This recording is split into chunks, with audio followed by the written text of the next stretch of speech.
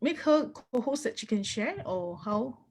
Maybe Connie, do you want to maybe just verbal out the result? Okay, can. So we got a lot of responses.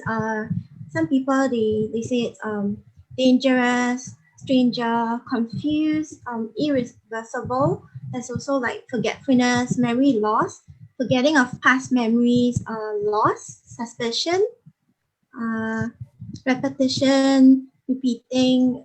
It's a disease, and also people are saying that it's loss of cognitive ability and forgetting of past memories and also repeating of themselves. Yeah.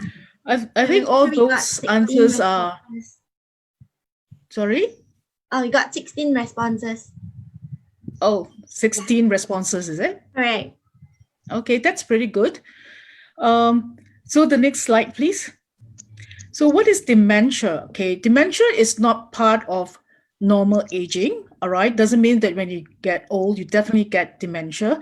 In fact, there is a trend of early onset of dementia as young as 40 years old. All right. So what does it do? What happens if someone has dementia? It interferes with the ability to perform activities of daily living. So we're talking about eating, walking, showering, and even speech gets impacted. And yes, it is a progressive disease. It gets worse over time and affects people in different ways. Some people actually may be affected, with speech disability, impairment, and connection like organization is not there. So dementia is not curable, but timely diagnosis of dementia is very important, so that we can delay the progressive of the dementia. We delay it so that it doesn't progress so fast. So how does dementia impact the whole world? Connie, you want to share? Yes. So dementia's growing prevalence is a concern. Globally, the numbers of people living with dementia will increase to 152 million in 2050. According to a study, the prevalence of dementia was found to be 1 in every 10 people aged 60 years and above in Singapore, and this number is expected to grow over 100,000 by 2030. Yeah, so worldwide, dementia care was estimated to cost about 818 billion in 2015, and the cost of dementia treatment in Singapore was estimated at 1.4 billion in 2016. So the informal care costs also take an important part in the economic burden of dementia. The informal cost of dementia was estimated at 39,000 per person annually. So what's the caregivers landscape in Singapore, Connie? You want to share it? Yes, the life expectancy of Singapore population is rising, so the number of the seniors is expected to reach over 900,000 by 2030. Statistics review that over 80,000 people in Singapore are living with dementia, and the figures are expected to grow over 100,000 by 2030. There are also more Singaporeans aging at home and in the community instead of nursing homes, with the expansion of home and community-based services. Research has found that the majority of the dementia caregivers in Singapore are middle-aged women. Many of these caregivers, they face demands in having to look after their parents with dementia and their own children. And many individuals, they also find themselves in the role of unpaid caregiver. Also, research findings indicate that about 50% of the families hire domestic workers to take care of their family members with dementia. So moving on to the impact of dementia on caregivers. Caregivers often are very busy caring for their loved ones, and they tend to neglect their own well-being. Many caregivers of people with dementia, they experience significant strain, stress, depression, and anxiety. So they may find themselves without time to exercise, eat properly, or get enough sleep. caregivers also have to they may have to give up or reduce employment or adapt their lifestyles and personal relationships, and often they may experience feelings of social isolation. I will continue with how the family or the individual actually come to terms with dementia. They do actually go through the grief stages, very much like the grief stages, which is adapted from Elizabeth Kubler-Ross. Uh, so what happens is stage one is denial. Okay, denial. What we are looking here is like even sometimes when the person is already having some signs and symptoms or behavior, the family members just put it like it's old age, it's nothing, right? So that is even before diagnosis, and even after diagnosis, they're not very they deny that that the person that they love has dementia, and sometimes go on treating the person as it is, as she was. And anger, all right, caregivers usually experience anger as well, because the responsibility of caring for the demented person is usually thrust upon them, which means that it's quite suddenly, and suddenly they have to look at how to take care of the person that they loved, and getting knowledge, and also meeting the expectation of other family members.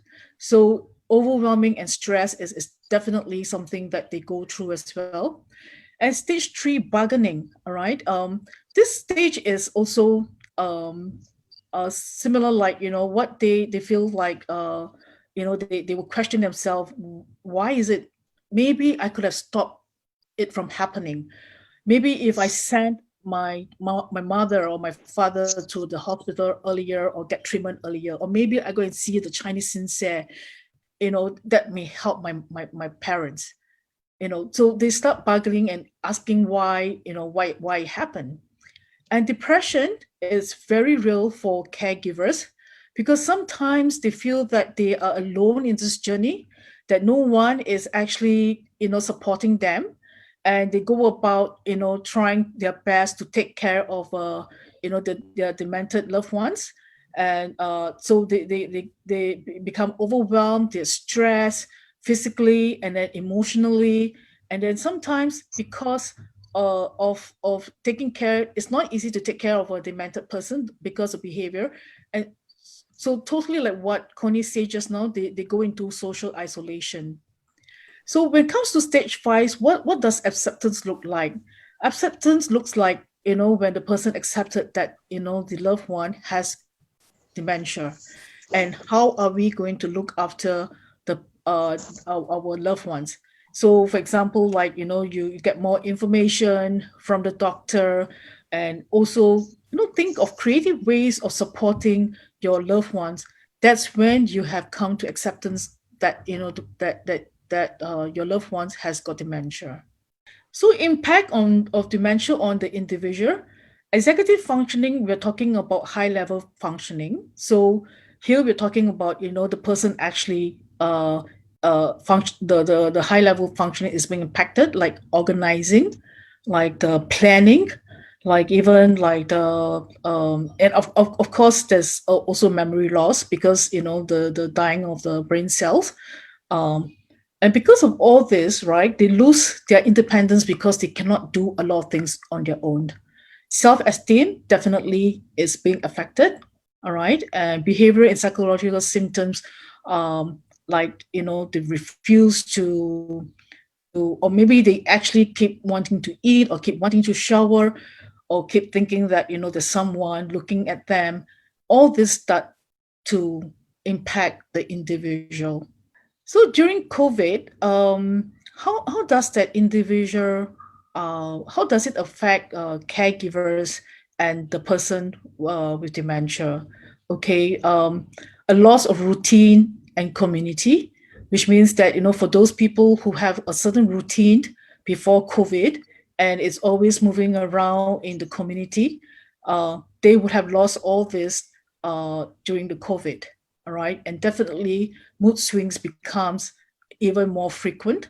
Okay, and because of the circuit breaker, because of COVID, most of them are being forced to stay home.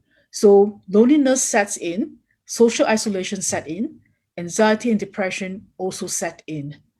So, and the impact is that the cognitive decline becomes even more serious due to lack of cognitive stimulation by the family members, or even communication with the family members. It's all less and not there anymore. So the challenges for caregivers during the COVID-19, it actually, because of the many places, the centers are not open for the dementia center are not open. So healthcare and social services are also there are less accessibility to them. So loss of support and services, and they face longer hours of caregiving to their loved ones, and lack of clear schedule, because this is also something trust on them, and suddenly they have to maybe create a new schedule, but initially they'll be at loss of having a routine and a clear schedule. So rising tensions and caregiver burnout is definitely something that we must not take for granted, must be aware of. Yeah. So managing through COVID, all right. One way is to help them stay connected. So maybe if you can get your children to call their grandma or grandfathers up, via the telephone, and talk to them or show them pictures. I think that would be a great way to support the demented person, so that they have some interaction going on. Yep. Maintain routine and familiarity. So create a routine. So for example, like you may want to have a breakfast first, then after that go down to walks, and then come back to shower. So when you maintain certain routine, the demented person would actually be more familiar with that routine, and then they feel more secured. And of course, there's regular meal times, medication that needs to be complied, sleep schedules as well, right? And choose an activity that both of you can enjoy together. It could be like watching a K drama, or even like mahjong together. Anything that helps to stimulate the cognitive, uh, help to engage them cognitively. And so this will help to reduce mood swings, and reduce anxiety for the individual. And definitely creating a support system, uh, which is like like you join a group work, and or ask friends to help with tasks, okay, or ask family. So very often you are actually not alone. You only have to ask your families and friends for support. All right. And if you can join an online support group, I think that'd be great. We just had one, and our two caregivers are from that support group. Okay. So make a list of informal support systems that you can tap into, which is very, very important. Okay, right now, I think I'd like to invite our two caregivers who's here today to give some of their sharing. Uh, can I have Hui Min and Karen wave at us? Yeah, Karen and Hui Min, thank you for coming. I think you can unmute yourself and not. Yeah, thank you for coming to share on this platform. Maybe I'd like to start asking, both of you, do you observe any changes in behavior during COVID when you're looking after your loved ones? Perhaps Karen like to go first? Okay. Hi. Good evening. I'm Karen. Just a short introduction. I'm myself in the Merdeka generation, and actually I've been caring for my parents for about 10 years. Now it's only my mom in her 80s, because my father passed away 3 years ago. So my mom is starting in I think the early stages of dementia. So what happened was actually when I came back one day, this was about 2 years back, and she told me that she didn't eat her lunch. she didn't have her tea break at all. And that's where I start to realize that, something is missed. So during this COVID time, I think for myself, there was quite a bit of stress and anxiety for myself, because not knowing what actually COVID, what the disease is, yeah, and trying to also find out how to help my mom during this time, because like normal time, at least once a week or twice, we'll try to like have an outing to join a like elderly group in Ang Mo Kio. But during these few months, she couldn't go at all. And actually, over the weekends, my siblings will come over, but there was no visitation at all. So my mom at first was like asking, how come we're not going we're not going out. So I tried to explain to her. Yeah, she said, oh, cannot go out, cannot go out, why cannot go out, that kind of thing. Keep on repeating to me. And because I think she cannot remember, so later on she will ask me again the same thing. Is this brother of mine coming? Then when I say no, he's not coming, then he will say why. I say, oh, because he can't come. So sometimes you're like, oh, okay. Then later she will ask me again, yeah, how to help myself as well at the same time, because I'm also affected lah. So it was quite challenging for you to actually cope with her, because she kept asking and she wants to go out, right? But you couldn't let her out. So it was quite challenging, I guess. Yeah, because the routine was not there. Yeah. Yeah. Hui Ming, do you like to share? Good evening, everyone. Behavior changes, actually not that much. Previously, before COVID, he went to a daycare center, but because of the circuit breaker, they have stopped the services. So he's always at home with my mom. Yeah. I noticed changes not much, just that he still have that kind of loss of belief that because of he usually have it is because now he's more dependent on others. Yeah. So and because of this CB, right? I think a sense of the life it's like it's just passing by every day.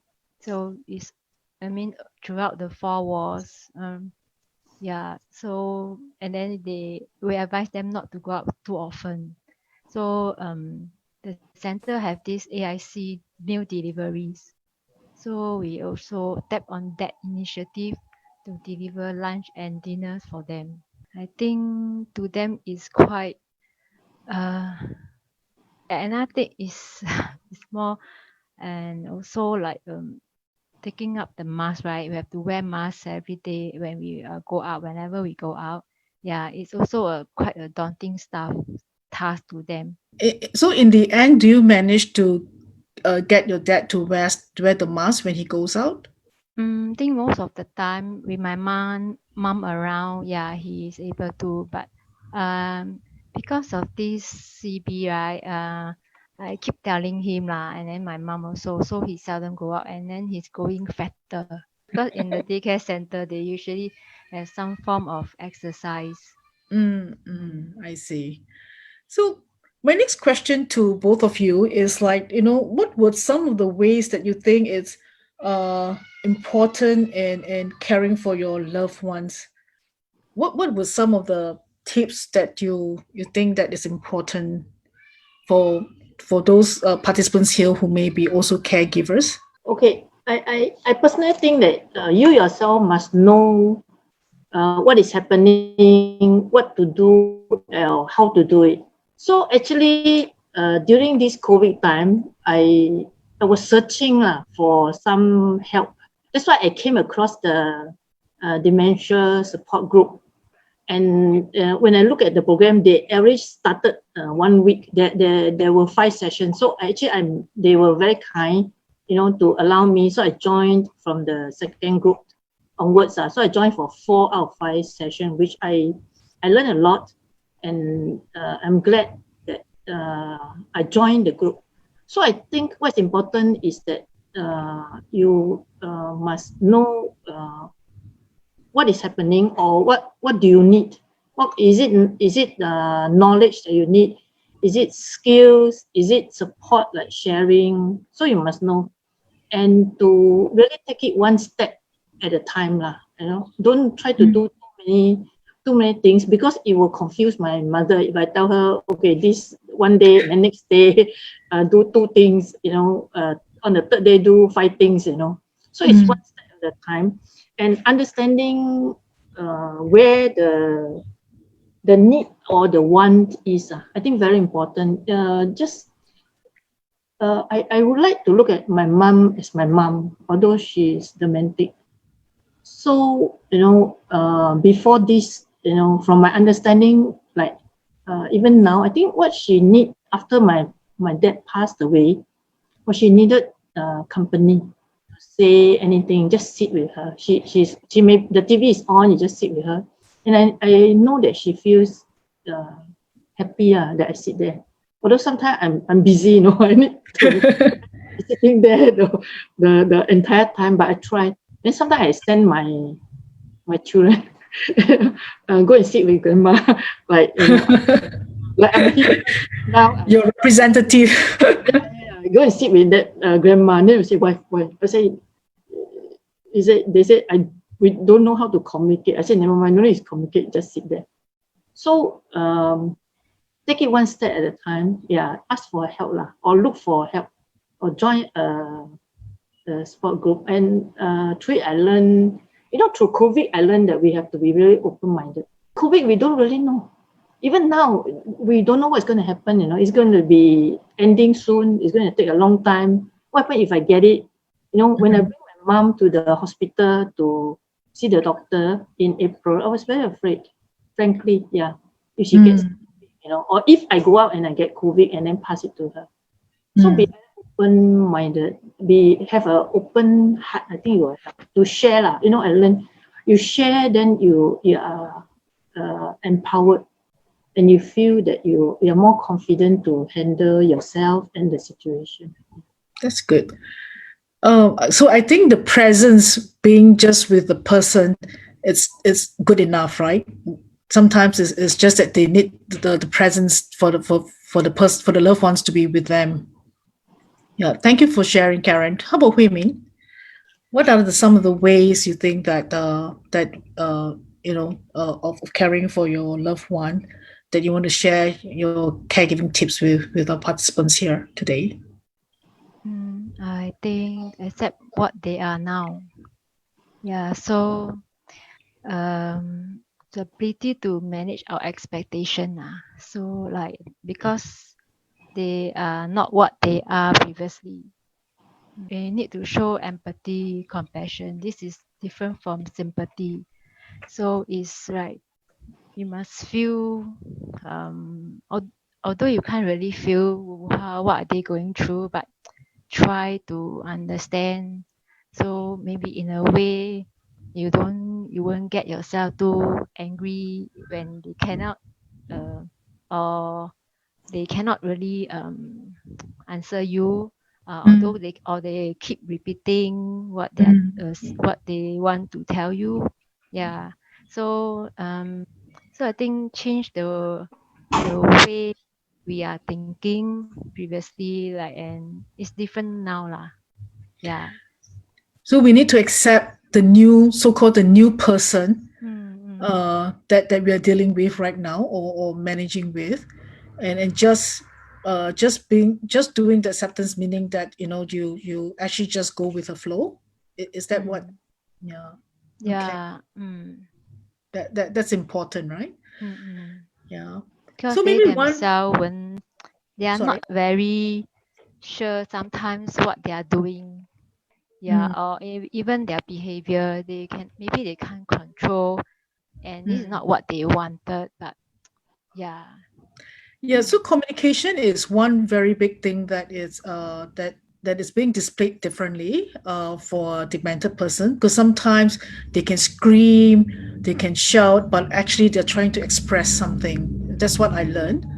And yeah, so I think it's about understanding, like you say, being empathetic with them, and trying to understand exactly what is she or he trying to express lah.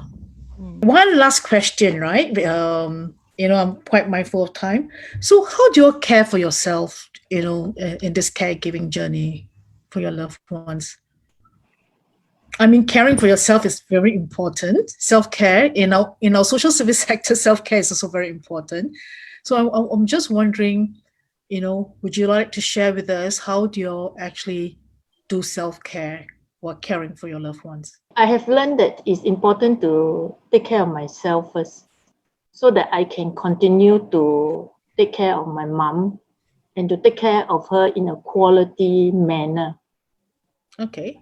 So, like, last week I was just talking to a friend of mine, and she was like telling me off that there's certain thing I did lah, that she felt that I didn't do it well.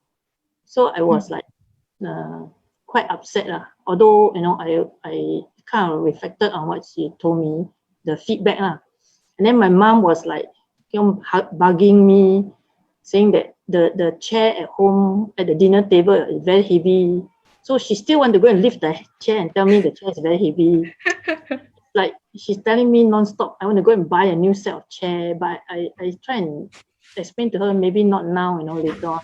The chairs are working. I say, you don't lift lah, it's heavy and all that. And I just felt that sometimes it's like things like that. Like, it was a really bad day. Yeah, it was really bad. But so I can think of three things. One is coffee. If I drink a good cup of coffee in the morning, it kind of helped me through the morning. That's good. Coffee, it wakes me up well. And then, because I normally try to have breakfast with my mom, just to keep company for that part of the day. So a good cup of coffee to start me off and to last me for a good part of the morning at least. And if things really get overwhelming, I look out on my window. And this helps me to say that, there's how to say, beyond this house, these challenges, this situation out there is a big wide world. Although COVID now we cannot go out lah, but I think it helps to look at the greenery, and then it helps because help my eyesight, because keep on looking at computer or on the phone. So, a good cup of coffee, looking out the window to kind of expand my vision, really encourages me, gets me motivated. And if at that position, at the situation where I really get upset, where I keep having to keep on repeating myself, and she talking about her medication that she may take wrongly, or asking me the same thing again and again, I learned sometimes to just take a few deep breaths and know that my mom is not doing it intentionally. Actually, frankly, I this fear that one day she cannot recognize me. And then she'll say, who are you? Because this is what I heard lah. I don't know whether it is how true and whether it will come or not lah. But I sometimes think of it and I say it's going to be a very sad day for me when that really it should happen lah. But for now, I just try to enjoy the positive, the memories, how my mom has helped me when I needed her help. When I was working, struggling to bring up children, how my mom and dad, they have supported me. And this is something that I try to do. I mean, it's not all perfect. I know it can be very tough. It is tough. Emotionally, especially, yeah. Yes. So, take a few deep breaths and hopefully can give me some calm and peace. Yeah. Thank you for sharing, sharing with us something so intimate. I think it's really very, very frightening or even fearful to scary to think that someone doesn't recognize you anymore.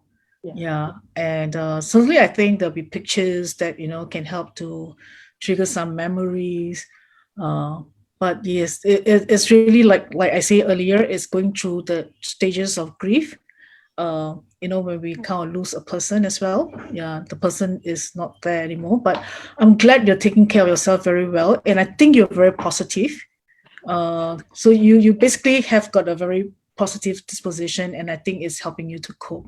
Thank you, Karen. How about Hui Min? Karen, just need to do something that you find happiness. So unwind yourself, um and during that time that you need to go relax, you really need to seek your members to help the support.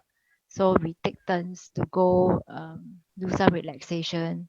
Yeah, and also recognize our emotion.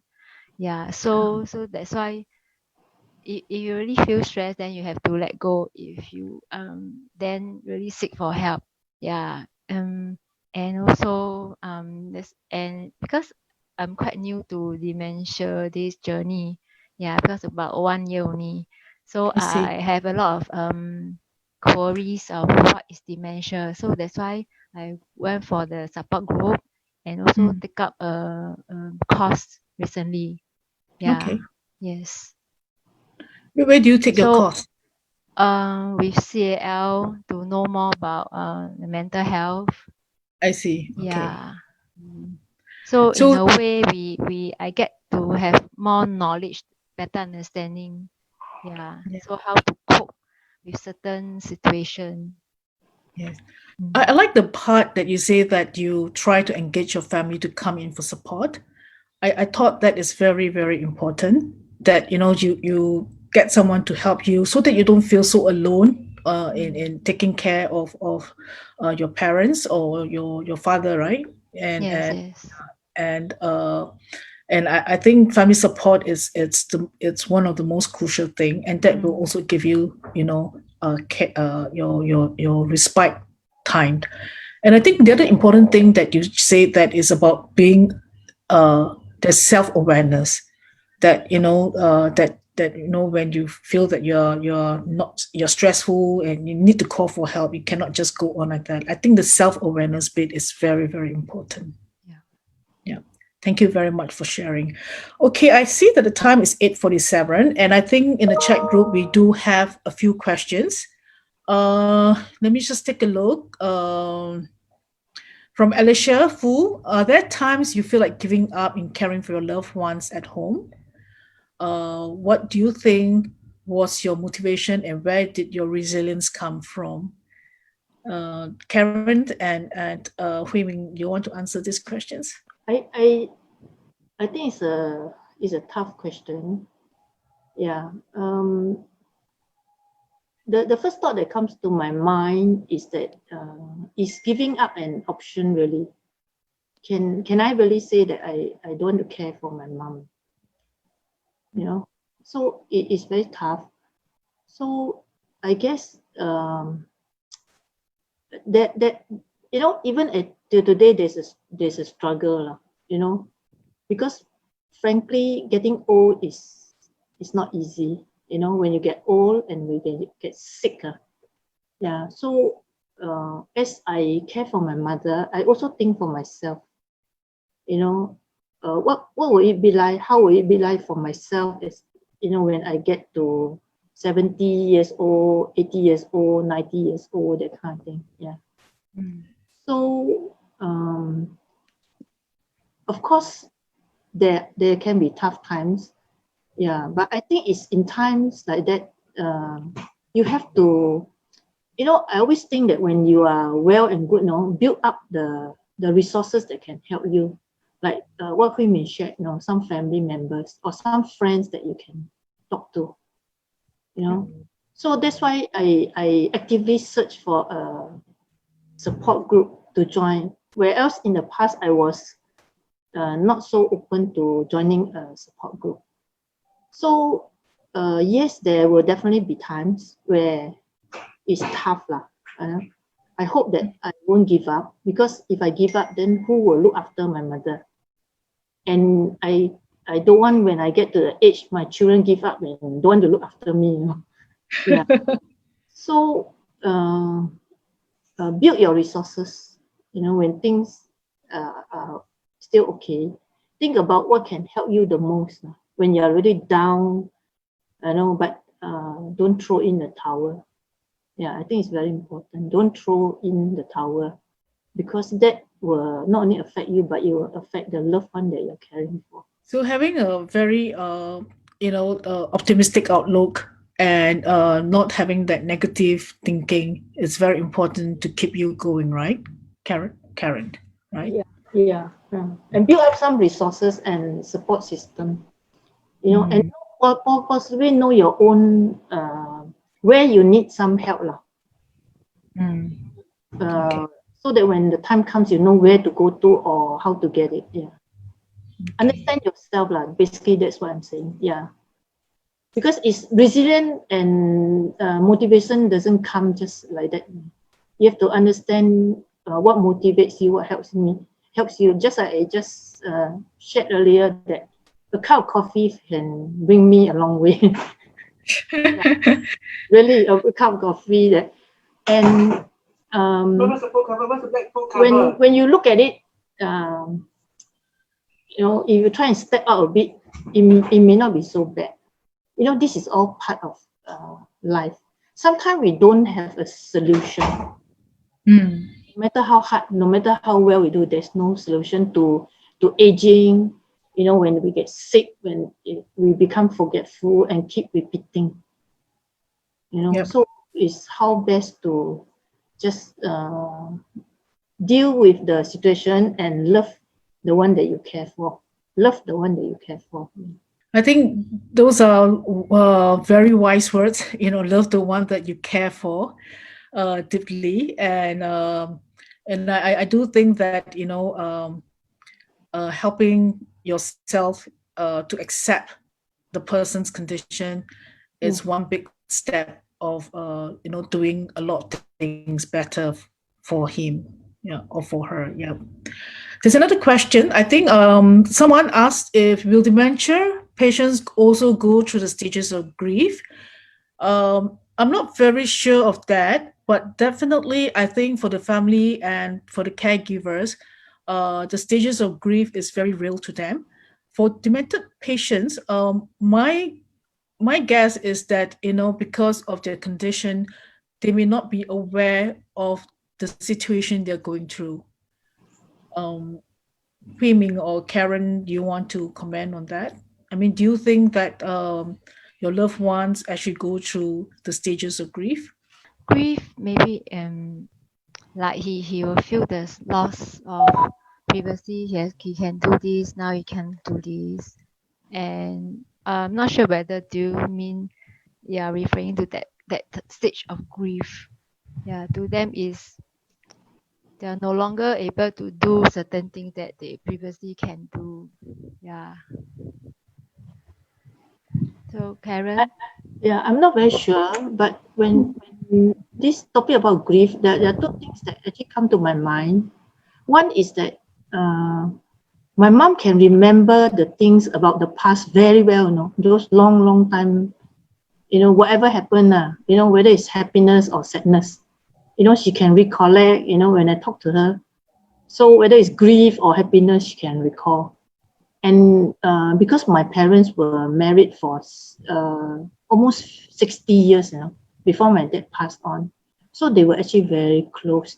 So when my dad passed away 3 years ago, my mom went through a very hard time.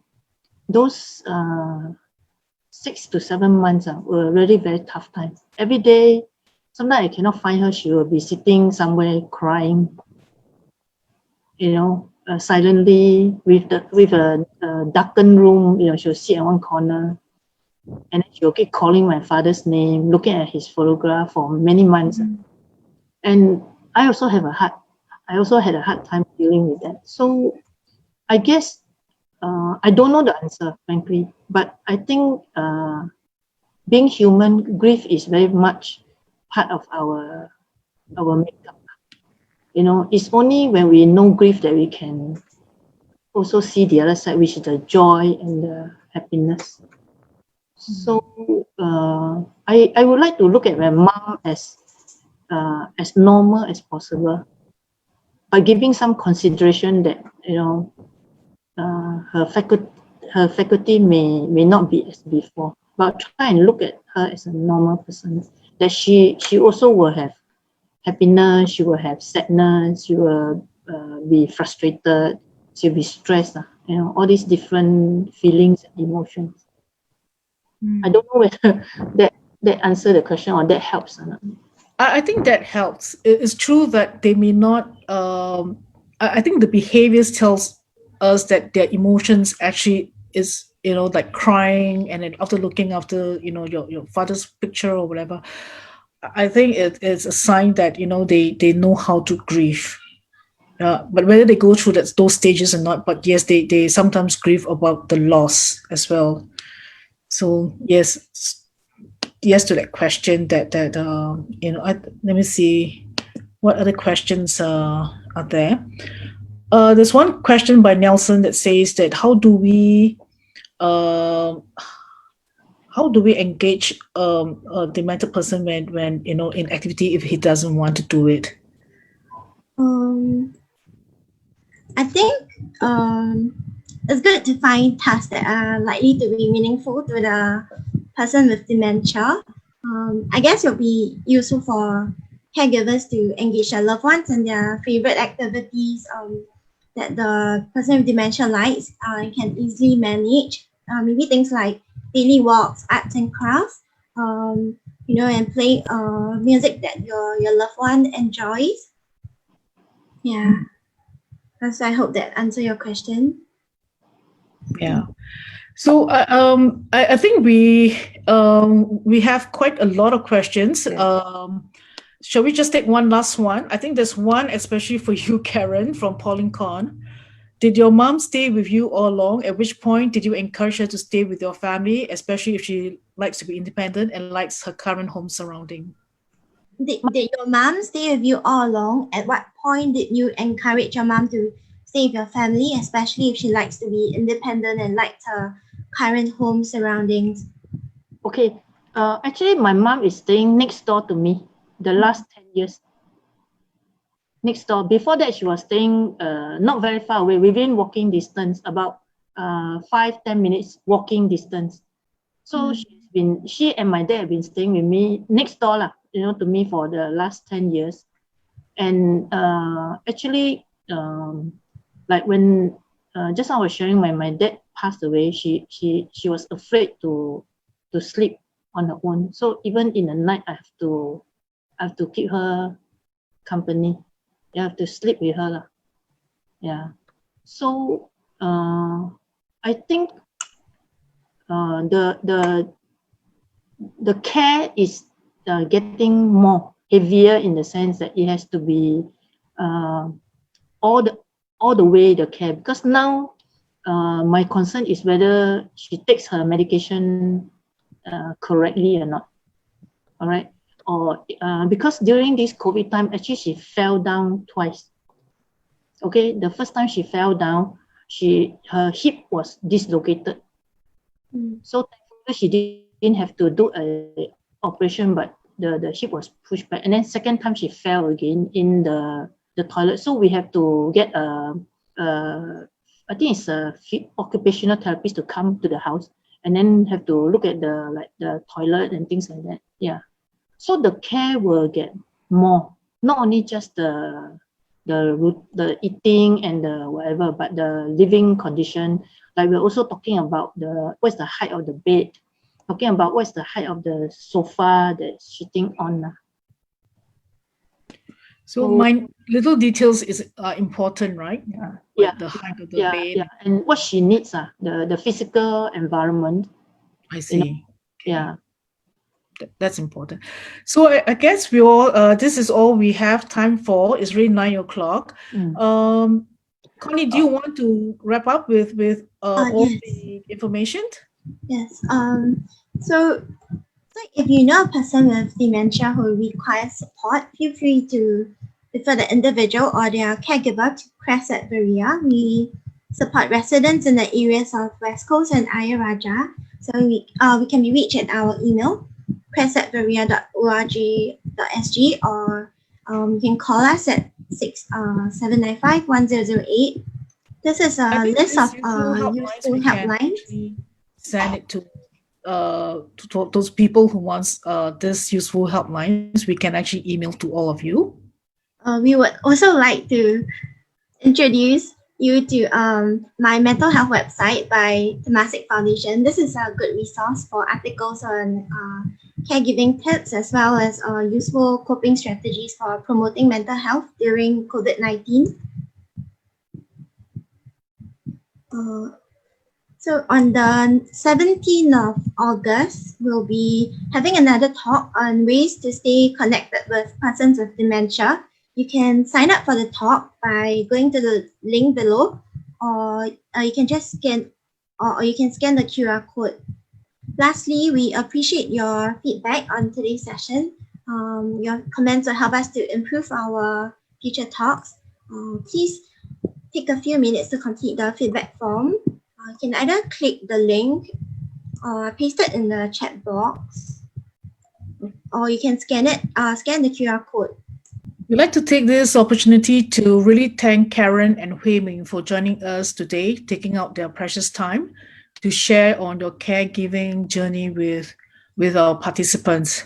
I think some of the sharings were very, very informative, very insightful, and I'm very sure that our participants will take away some information, and hopefully it can also help them in their own caregiving journey. Thank you so much, Karen and Hui Ming.